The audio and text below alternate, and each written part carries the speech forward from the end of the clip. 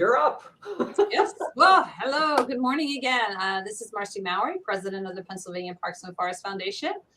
Pam is still with us here. And then we're super excited to welcome Secretary Cindy Dunn, Secretary of the Department of Conservation and Natural Resources.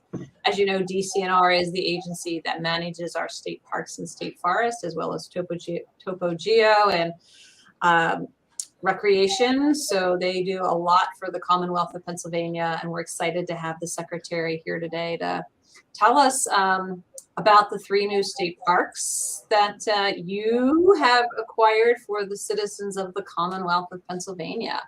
So let's start there, Secretary Dunn. If you don't mind, let's jump in with the 3 new state parks, and then we can field some other questions. How's that? Sounds great. I'm happy to be here, and hello to everybody. And I'm glad so many people are on ExtraGive. Just by the way, I got on early, made my contribution early, and it's a great cause.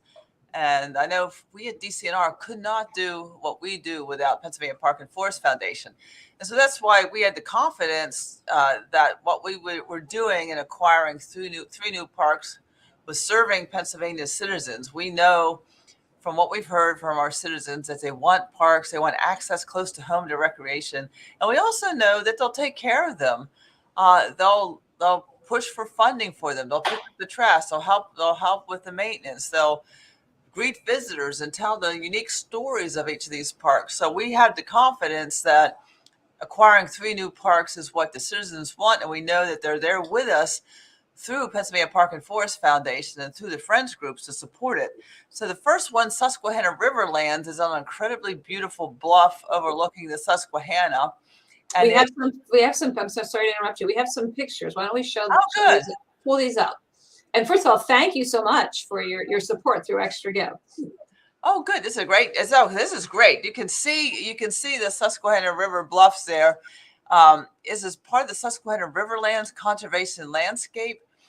We, along with Lancaster County Conservancy and the Lower Susquehanna National Heritage Area, have been working in this landscape for well over a decade. And the purpose is land conservation for both land and recreation, but also for clean water. And we have, over the years, have been able to really revert some of the land that was utility-owned land into public ownership, either through DCNR or through Lancaster Conservancy, where they allow public access. So the Susquehanna Riverlands was the recent addition. It's in the Hellam Hills, and it's contiguous to land that's conserved by Lancaster County Conservancy. Lancaster Conservancy brought this opportunity to us.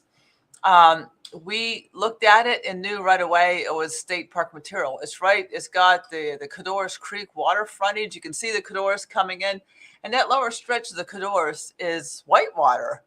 It's pretty exciting. I'm a paddler. Can't wait to try it. And of course, it's got Susquehanna River frontage, and it's got great overlooks on the Susquehanna.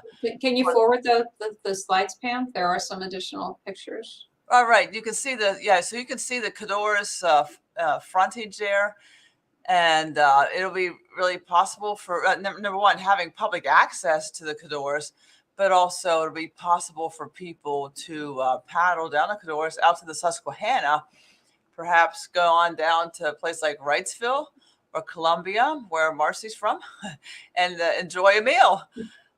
So it will really be an asset for the citizens of not only York County, but we see it as really serving Lancaster and York. It's right across Route 30 bridge, so it'll be very easy for Lancaster County residents to get to and enjoy and explore.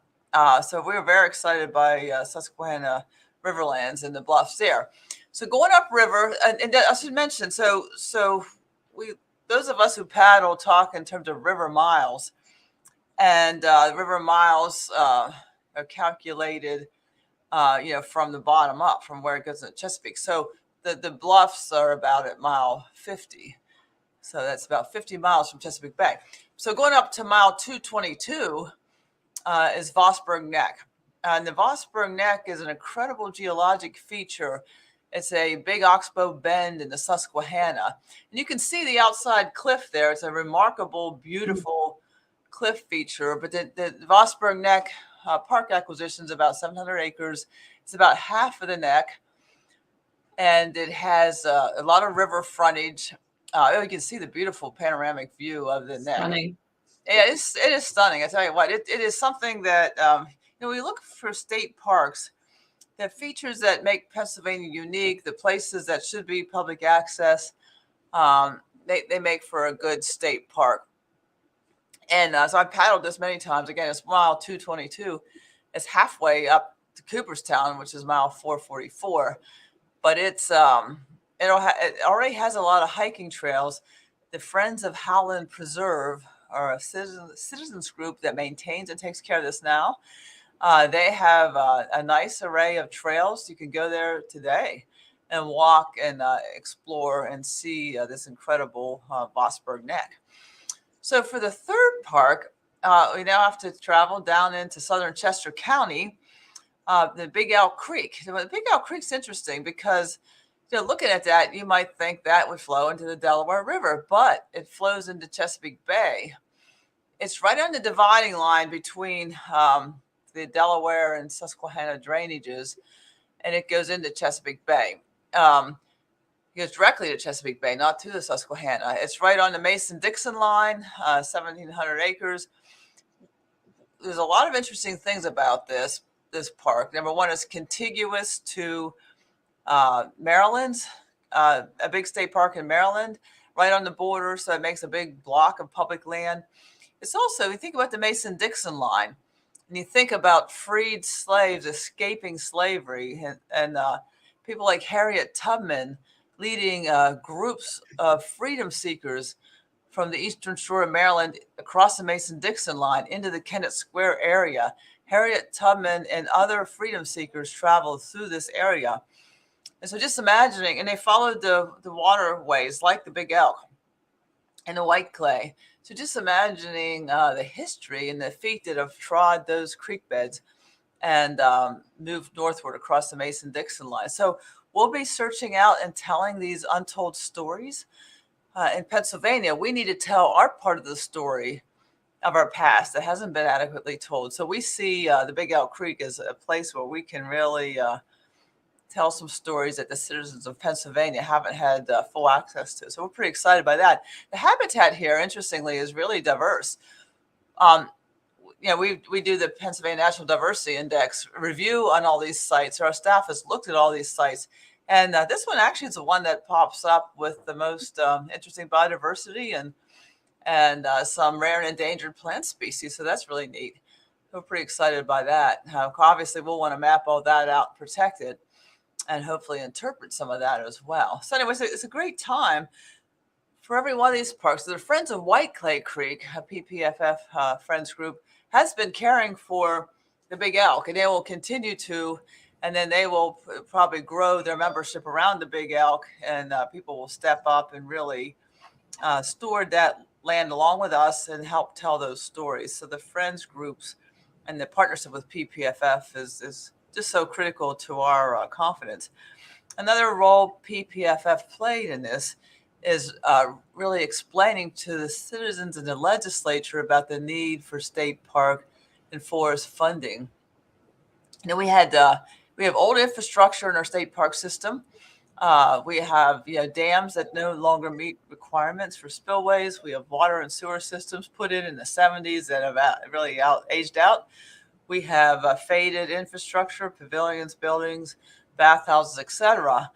And PPFF's good advocacy work and education about the need has really allowed us to receive some funding through ARPA, through Governor Wolf, and approved by the legislature to really, really support our funding.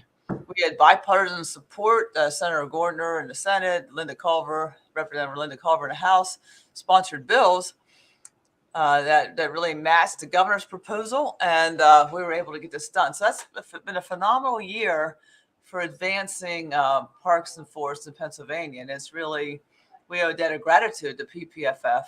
So I would ask people to consider supporting PPFF so we can support open space and land and parks in Pennsylvania. It's something we all need and enjoy. That's part of what makes Penns Woods special to all of us. So happy to be here to join in this coffee chat. I even have my coffee to talk about the extra give. I've switched to water because I had my little bit of tea this morning.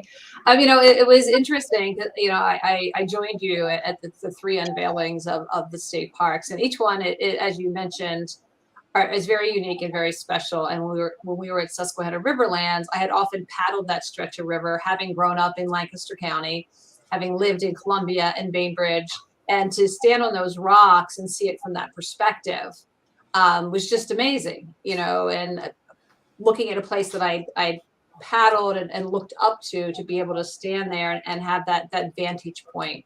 So those types of views are so important. And I don't think that we necessarily always think about the view sheds and the need to protect view sheds. So I applaud the DCNR for protecting that view shed and for allowing the public to have that vantage point as opposed to, a few people in a development. And then what the Big Elk Creek. It felt like being in a grassland. It was so peaceful, just to watch the grasses dance and to hear the silence. And again, I feel that we're losing a lot of places where you can have those moments of quiet, moments of silence, and you get that there in an area that's very congested with a lot of development. And I was impressed by the speaker in Chester County about how aggressively they are preserving places like that because of the important role it plays in quality of life. So applaud DCNR and recognizing that. And then at Vosburg, had the opportunity to paddle with you. It was a grand entrance. I've never made a paddle entrance before, so that was kind of fun. But you're right. I mean, you almost feel like you've stepped back in time because it's so undeveloped and you have that cliff on the other side. You can almost imagine the indigenous people paddling, as a trade route. And, then as history changed and just so much history, and these river and waterways were transportation routes. So as you're interpreting history, there's thousands of years of history that can be discussed, and millions if you want to look at the geology of all of these places too, because they're all so unique. You raise a good point. I mean, the aesthetics, what motivated Lancaster Conservancy to first look at the Hellam Hills was the view from the trail that leads up from Columbia to Bainbridge. So they're looking across the Susquehanna, you see this great bluffs and imagining that gone to development. So that's actually what motivated Lancaster Conservancy to start focusing on that side of the river and preserving that incredible view. So Lancaster Conservancy really deserves a hats off for finding this, for conserving the Hellam Hills area, and then finding this particular tract that's really worthy of a state park. But when you think about aesthetics, our Constitution reads, Pennsylvanians have the right to clean air, pure water, and to the preservation of the natural, historic, and aesthetic values of the environment. So the goal there is that citizens of the future can see the Pennsylvania that is. I mean, can see the rivers, the streams, the mountains of Pennsylvania. So to do that, we've really got to preserve those key places, those special places.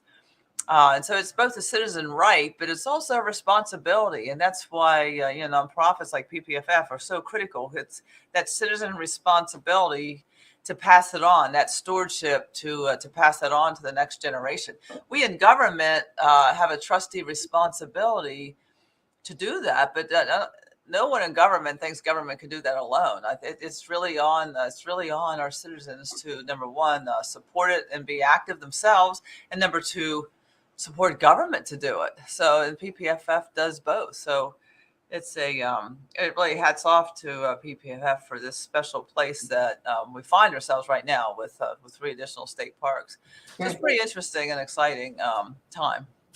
Yeah, and if you think about it from a historic perspective, the reason that we have park and forest system was, in the 1800s, there were citizens, shouting the alarm because of the widespread, cutting of trees and the loss of habitat, the wildfires, the waterways that were compromised because of uncontrolled runoff. So throughout history, it has been citizen driven to call attention to needs and then work in partnership with state government to address those needs. Yeah, I think it's interesting. I think one something that gave us all the momentum, number one, to get Growing Greener 3 passed, and number two, to add 3 new state parks, is people realized just how precious that was during the COVID pandemic, when people really had to get outdoors for their health and mental health, clean, fresh, safe air to breathe, a way to stretch your legs and get out of a confinement of home. The outdoors proved to be salvation for a lot of people. And so I think that just reminded people, this is nothing to take for granted. This is something that requires ongoing stewardship and support. And that's why ExtraGive is so important. Excellent. Pam, it looked like you wanted to say something. Yeah, when Secretary Dunn, when you mentioned the Friends of White Clay Creek, I noticed this week that they posted some pictures from the, I guess it's the borderline between the Maryland part and the and Pennsylvania's new part, and this bridge is just fab. So, oh, nice! Isn't that beautiful? Discussion seems to be that it was part of the Spring Mill Paper Works. Oh, it's gorgeous. Yeah. I mean, that's just really so. There's a Facebook post about it, and the discussion is that here's the Spring Lawn Paper Mill.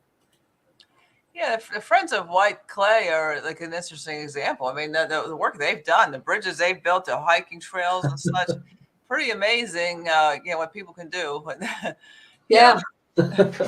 Well, and several years ago, they built a trail system to get people to the Tri-County marker, the Mason-Dixon Trail. So as you were presenting, I'm thinking, you have that as an access. If you like history, if you love Mark Knopfler and James Taylor singing about the Mason-Dixon line like I do.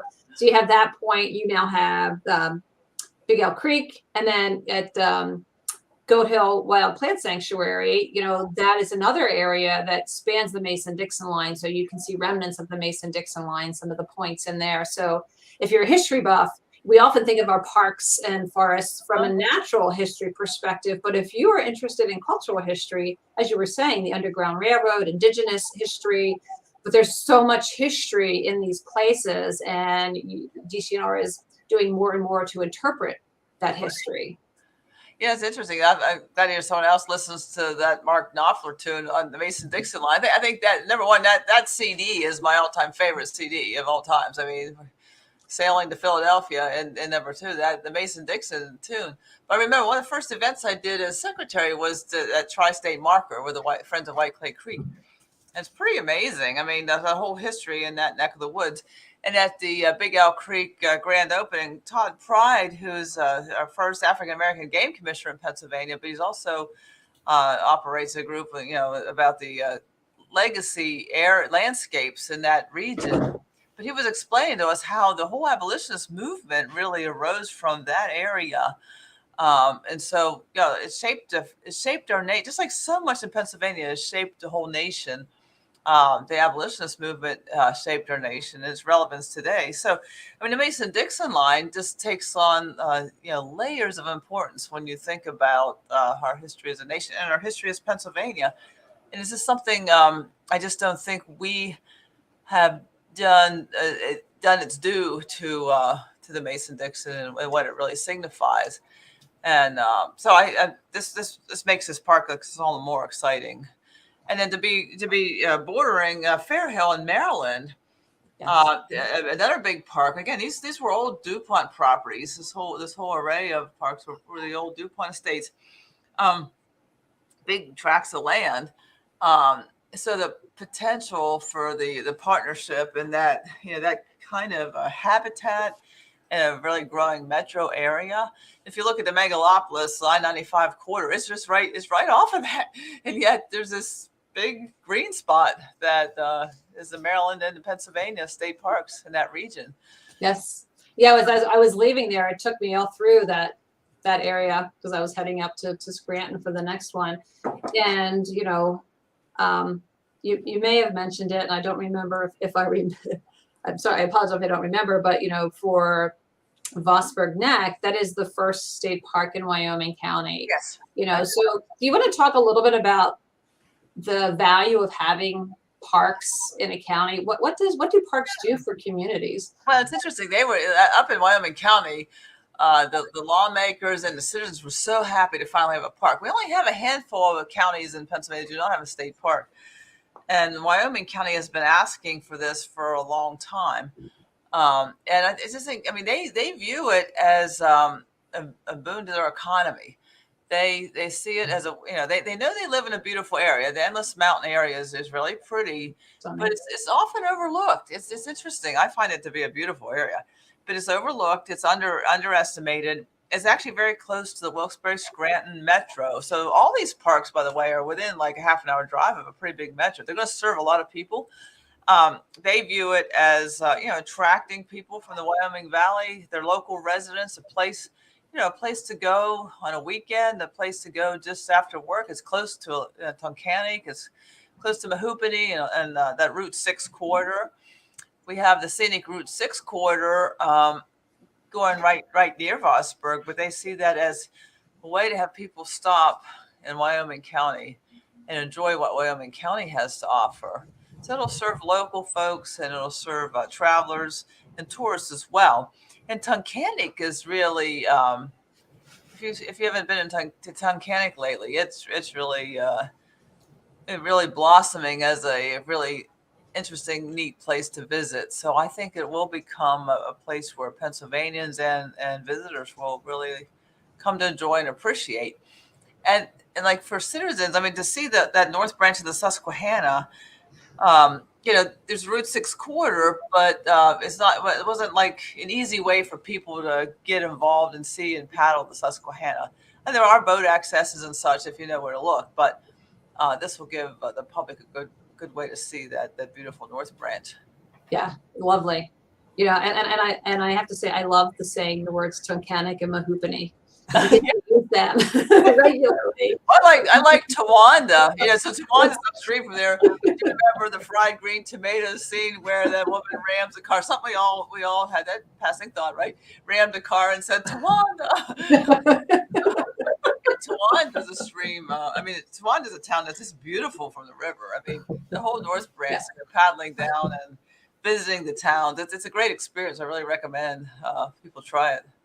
It really is. It is stunning. And we just want to remind listeners that, if you are out paddling this time of year from November 1 until April 30th, it's by law, you need to wear a PFD. Any time of year, we strongly encourage you to wear your personal flotation device or life jacket because it will save your life if you have an accident. Sometimes you don't know how you're going in. You could hit your head. The water could be too cold. You could go into shock. You could intake water. So please wear your life jacket when you're paddling on the waterways and the lakes and ponds of the Pennsylvania. I would echo that. It's funny. I'm a paddler, and over the years, I just wear it all the time when I'm in the water. I wear it because when you do tip, and if you're paddling, you're going to tip. Eventually, you'll do it. And it's always a surprise, and there's always a lot to do once you tip. So it's nice. And if you've ever tried to put on a PFD once you're in the water, you can't get it on. You're trying to get your paddle, trying to get your boat, trying to get your lunch. I mean, it's just have it on. It makes life better. I don't know. It does. So be wise. Be wise. Yeah, so Secretary, I think one of the other really good things that came out of the budget, in addition to the 3 new state parks, you mentioned that the American Rescue Plan funds that are going to address some of the critical infrastructure needs. I'll ask you to talk about that, but also, we have been talking for years as PPFF that DCNR staffing is great. Our park and forest staff are amazing. There just isn't enough of them. And I understand with this new budget, you were able to get some additional positions. Yes, we were able to get 31 additional positions to really staff up the parks and to work on our motorized opportunity. We have part of the budget included the acquisition of the Butler track, and we're calling it the Catawissa Outdoors. and that's in Schuylkill County, and that was operated as a motorized park called Paragon, and it's now we're going to open a motorized park, but also conserve the interesting habitat. It's an ecological restoration, a DEP-run acid mine drainage remediation that'll clean up 40 miles of the Catawissa Creek. Awesome. Beautiful stream. You know, when you look at it, going through the hemlocks of that property, just gorgeous. Unfortunately, it's dead because of AMD, acid mine drains. But we'll bring that back through the DEP work, federally funded work, and create this outdoor recreation opportunity there. We'll be able to add some staff to our outdoor core and really grow our opportunity to really expand our service to Pennsylvania. So that was a phenomenal part of the budget. With the infrastructure, we're starting long needed work at Yellow Creek State Park.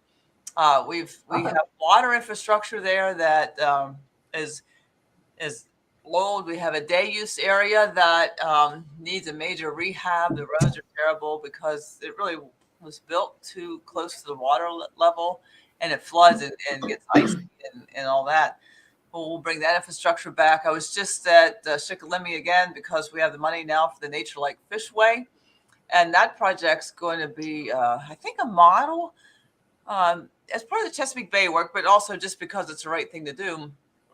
You know, we've committed to fish passage at that dam.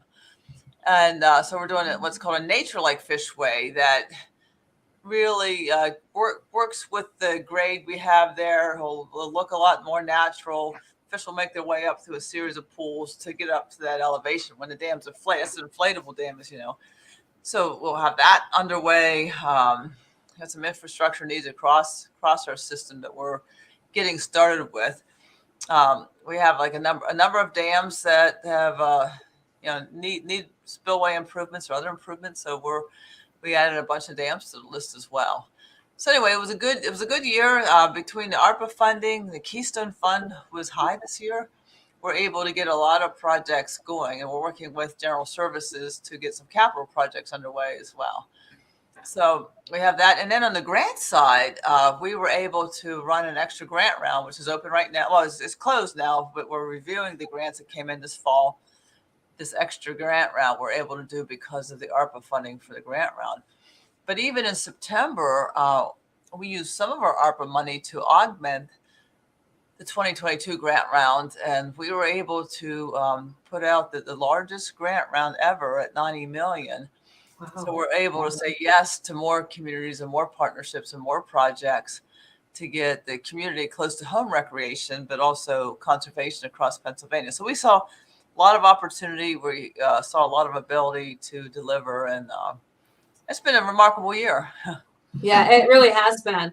You know, I did see yesterday that, you know, the pot of money you have for this next grant round and the demand was that here's the pot of money, here's the demand. Yeah. And that's often where it is. So, you know what, at PPFF, we talk about state parks and state forest. Our friends in the community parks are also in the same situation where they have aging infrastructure and they also have needs. And as you mentioned, this is the close to home recreation that you might be able to access just by getting out your, you know, walking out your door and getting to that. So, you know, there's a need and there's a space for all of that recreation, community parks, county parks, state parks, national parks.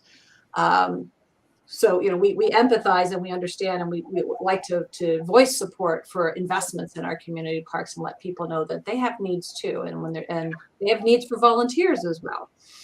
Yeah, we had an opportunity. I was in Lehigh Valley yesterday, and if you think you mentioned counties that do not have a state park. So Lehigh County, believe it or not, does not have a state park. It has Allentown. It's a big metro area. Nearby Northampton County has Jacobsburg. But the Lehigh Valley, third biggest metro in Pennsylvania, just has little Jacobsburg.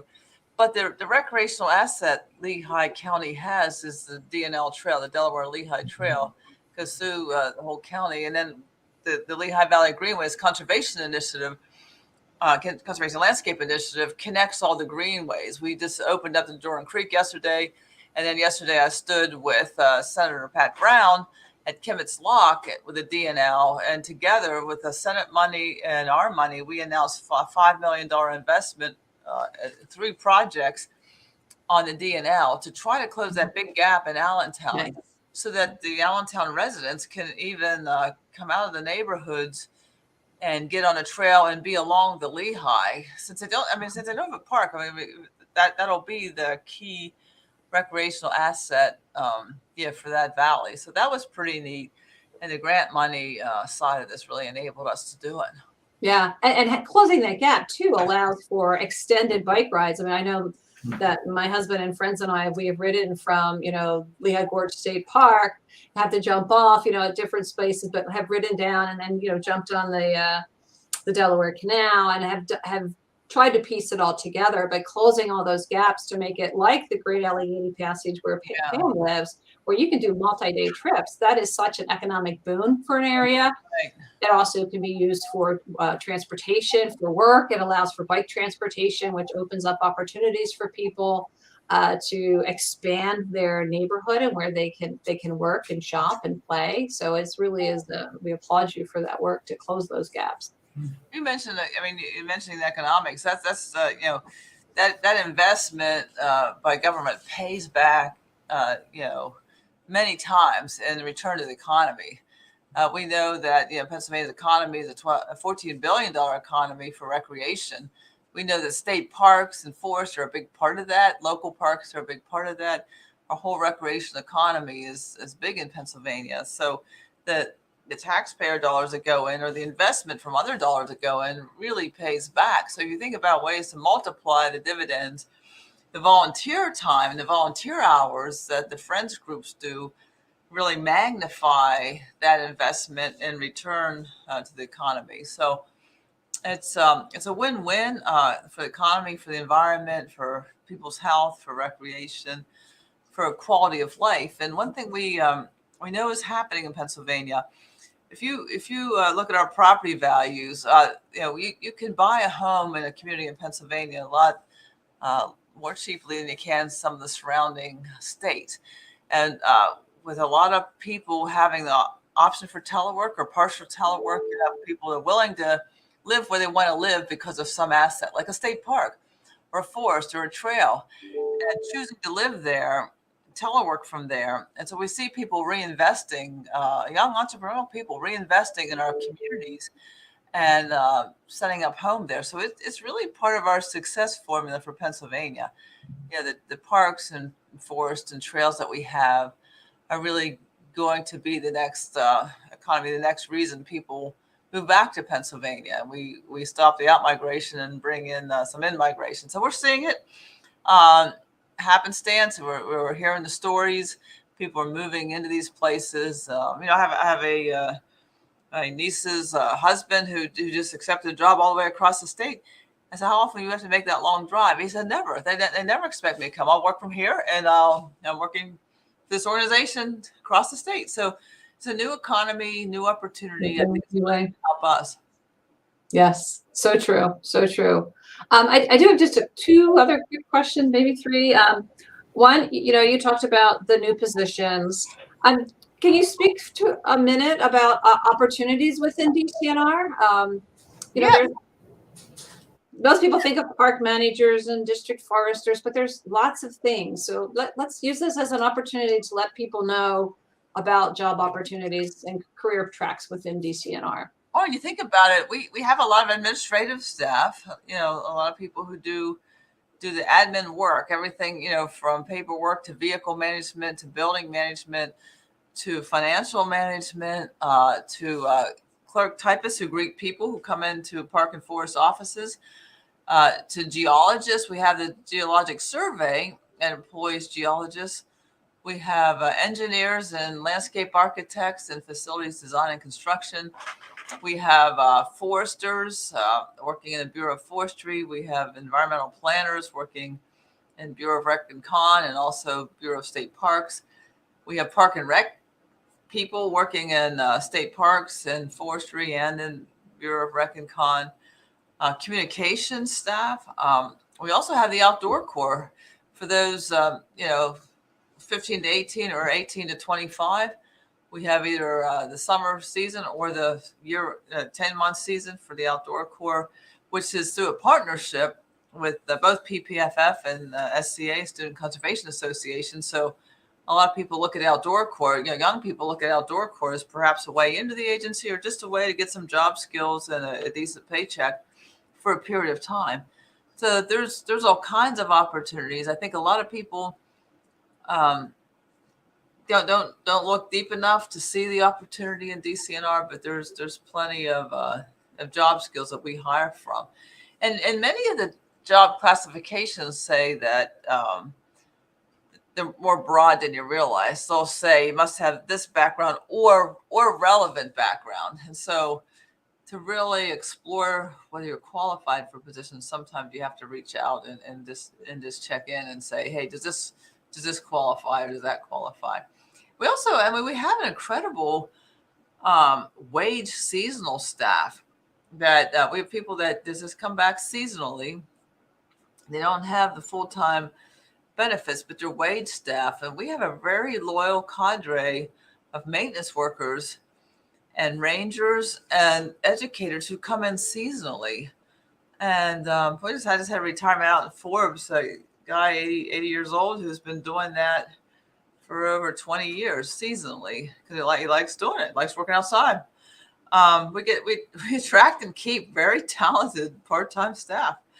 It's kind of amazing. And so that's an option some people like because, for whatever reason, they want the winter off. Maybe they go south, maybe they hunt.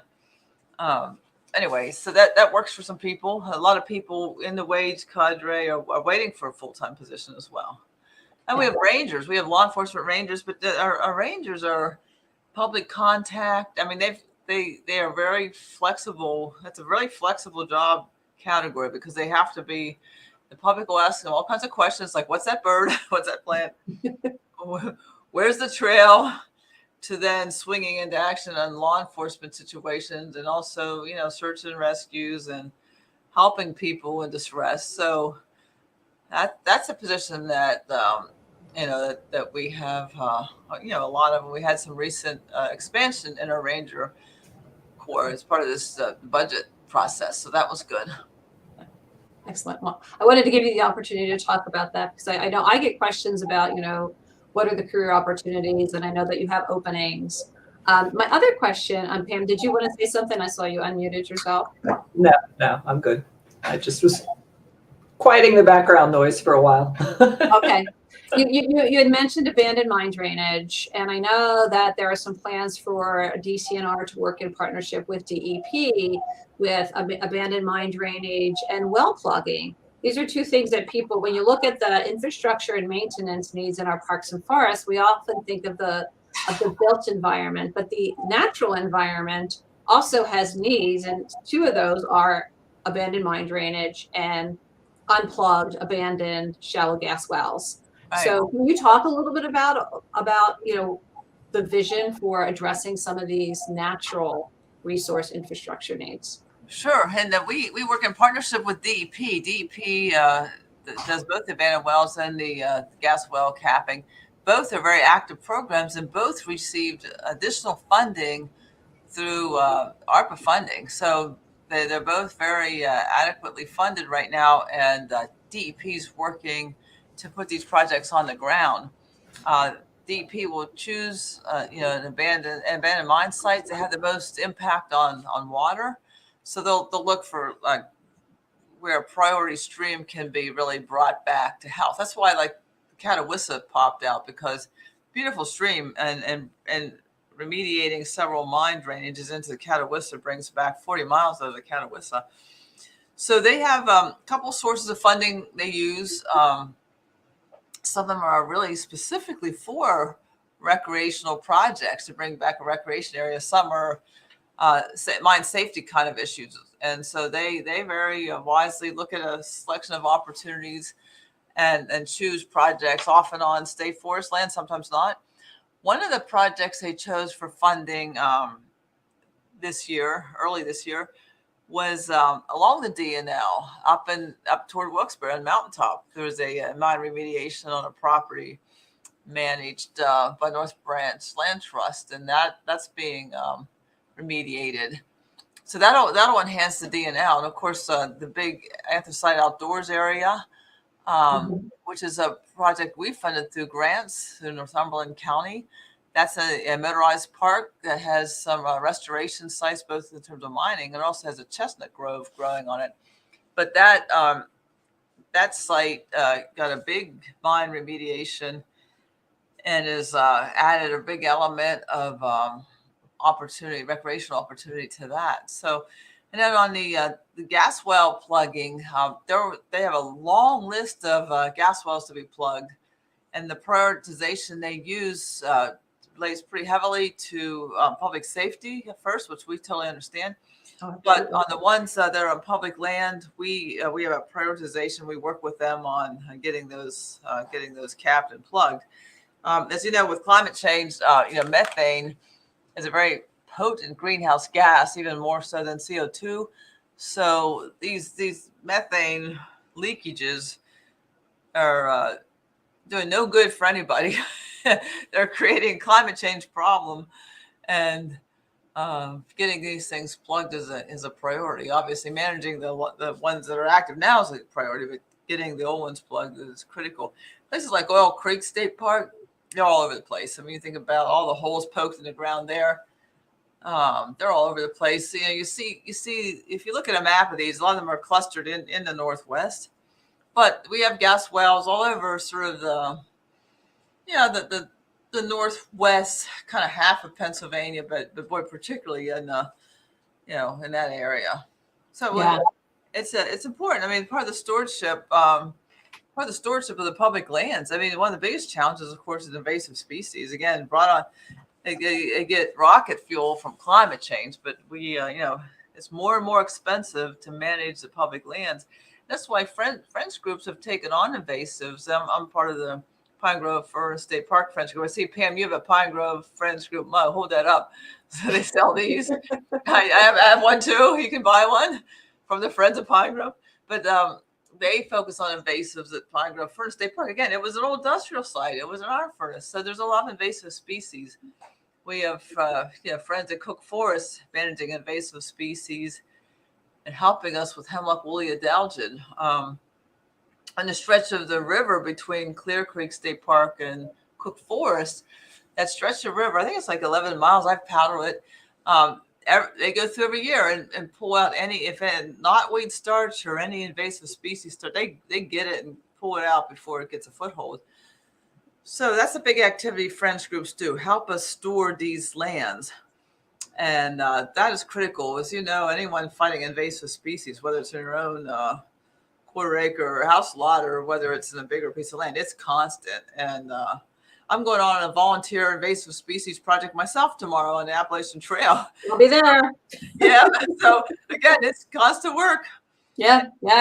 It's a form of recreation. Pulling weeds is a form of recreation. I look at it as green fitness. You mentioned the restoration, and even like at Oil Creek, one part of the friends, they go out and they look for the shallow gas wells and mark them. That's something that they do. And we have a lot of friends groups that are doing various restoration. And we were very pleased to be a part of the project at the Michaud, which is like removing a big seed bed of invasive species and planting it with native plants, native trees, and then putting in bird blinds and interpreting the history. So, when we can get rid of these seed beds to reduce some of the spreading of invasives, that's a big step in the right direction. Yes.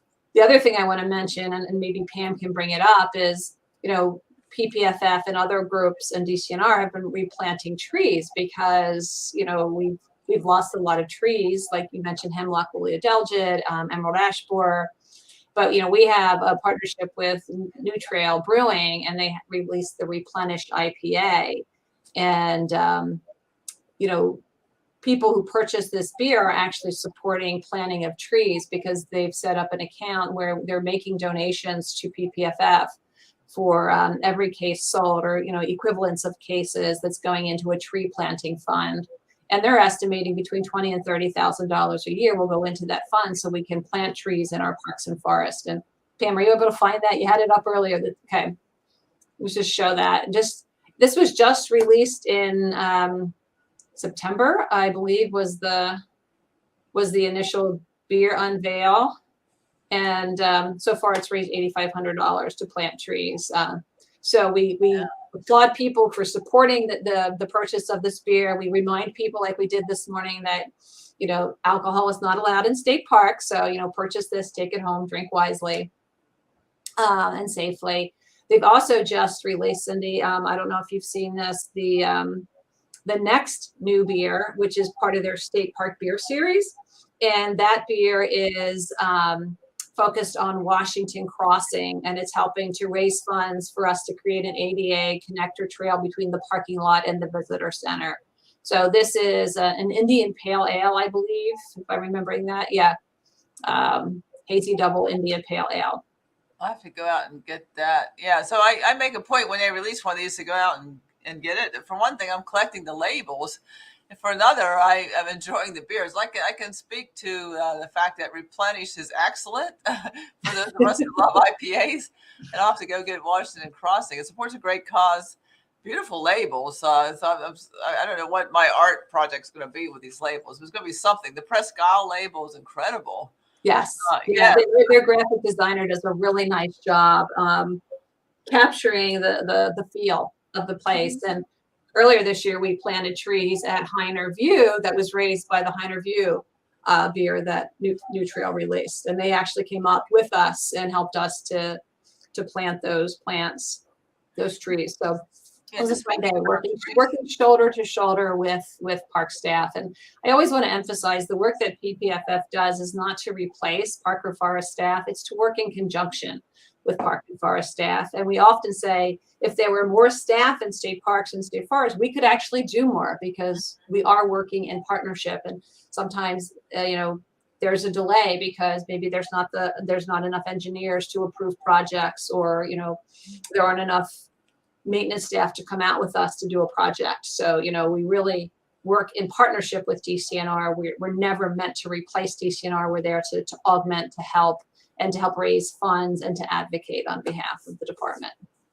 That's a good point to make, and thank you. And I think our staff is gratified. It's encouraging to them that people care enough to come and work elbow to elbow with them on projects like that. So, and to support, it's important to people who work hard in a job to know that people care, and nothing expresses that more than someone volunteering their time or their funding, to support that. And like you mentioned, planting trees. We're really trying to generate tree planting not only in forested riparian areas along streams, but across all of landscapes, because with climate change, with the need to reduce flooding, with the need to cool down the surface of Pennsylvania, tree planting is critical. So I know a lot of our friends groups get involved in that. It's something that really helps every part of Pennsylvania, and especially our public lands. Yeah. And this is a great time for me to plug one of our newest videos, which looks at trees, their role in cleaning water, and then the important role water plays in the craft beverage industry. And to take that a step farther, when we're talking about reviving economies, the craft beverage industry is really one of those other critical pieces. When a craft beverage location, goes into being, it oftentimes attracts other businesses. It attracts people to the area. It attracts people to the area that then might explore the outdoors. So it's really an interesting relationship. So if you haven't seen that video, go to our YouTube channel, check it out. Really helps you understand when the Secretary is talking about riparian areas. Teddy Stark, who works with DCNR, talks about what a riparian area is and the role that these play. Because if you live along a waterway, you could plant a riparian area yourself and make a difference to the water quality of that stream that you live upon. Absolutely. Absolutely. Yeah. Teddy did great. It was a great video. I watched it from end to end. It's a really good video. That's another way volunteerism really pays. And people who volunteer for Friends groups that are part of PPFF, you might think, well, I'm not going to be a tree planter. I'm not going to be a person that's pulling invasives for some reason. There's all kinds of jobs. Absolutely. In volunteerism too. People to organize, people to write grant applications, people to stand behind the desk and talk to visitors, people who know something specific and want to share their knowledge and lead a hike. People like the artist who made that mug that Pam keeps drinking from. When I got my mug, I considered it too nice to use. I have it at home. Anyway, Yeah, so there's all kinds of roles in volunteerism too. And some people pick the admin clerical kind of work for a volunteer group. So I think Yeah, you're absolutely right. And currently there's 48 friends groups under the PPFF banner. There are about another 15 friends groups that are functioning in Parks and Forest, and they're not part of our nonprofit umbrella, but we work with them because we all have the shared goal of making these parks and forests even better than they currently are. Let me see if I lost my thought there for a second. Oh, I wanted, we have an artist this year who's been volunteering her time to take photographs and convert them into paint by numbers. And at the event the other night, Secretary, for the unveiling of the Wings Over Water, I ran into somebody who said not only do they look forward to these monthly paintings and their daughter downloads them, she's been downloading them and taking them to their father, her grandfather, who's in a nursing home, and they're coloring them, and it's been part of his therapy of recovery. So I'm getting choked up just thinking about it. So you never know the impact of your volunteer work. I mean, here's a sample of them. And this artist Melody has been creating these out of pictures that have been part of the photo contest, and they're downloadable as paint by numbers or color by number, and you can create this art. So you can utilize them in schools. So there's a lot of different ways, if you're interested in volunteering, either with a friends group or with a foundation, that you can get involved. Wow, that's neat. Aren't these cool? You scroll down, Pam. You like fish a lot, so the scroll. Where's the trout? There he is. Wow, that is growing trees. Beautiful. And then there's the key. Wow. So there's the key. You can create it. So this is available on our website. Just a fun way that you can do art, connect to nature, or as in this case, it's a way, as the secretary said, there's so many ways that you can volunteer, and not just with us. Through the DCNR's Conservation Volunteer Program is another way that you can get involved if you're interested. Right. Well, I know, Secretary, that you have a very busy day. I really appreciate that you were able to join us for this hour to talk about parks and forests. Is there anything that you would like to say as a wrap up? And I've been monitoring the chat. We did have some folks say, thanks for sharing these updates. Pam has shared in the chat box some links, to sailing to Philadelphia. Good. Yeah, you'll enjoy the tunes.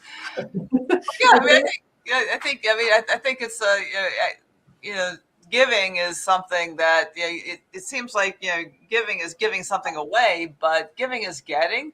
I think the more you give, whether it's time or for resources, the more you get back. I mean, when you know that you appreciate something and need it, like parks and forests, giving to it is really getting back. It enriches you, it enriches enriches our public lands, it enriches everyone's life. So giving is getting, and it's good to be part of the ExtraGive, and encourage people to reap the rewards of giving by being part of it. Excellent. Thank you for that, and thank you for all that you do and for all that your team does for our parks and forests, for community recreation, for geology, and for the citizens of the Commonwealth. We appreciate all your work. Certainly proud of the staff. We have wonderful people working for DCNR, who incidentally often turn around and volunteer on the weekends. So. Yes, very true. Very dedicated. Thank you, Secretary. Thank you. Thank you. Bye-bye. Bye-bye now.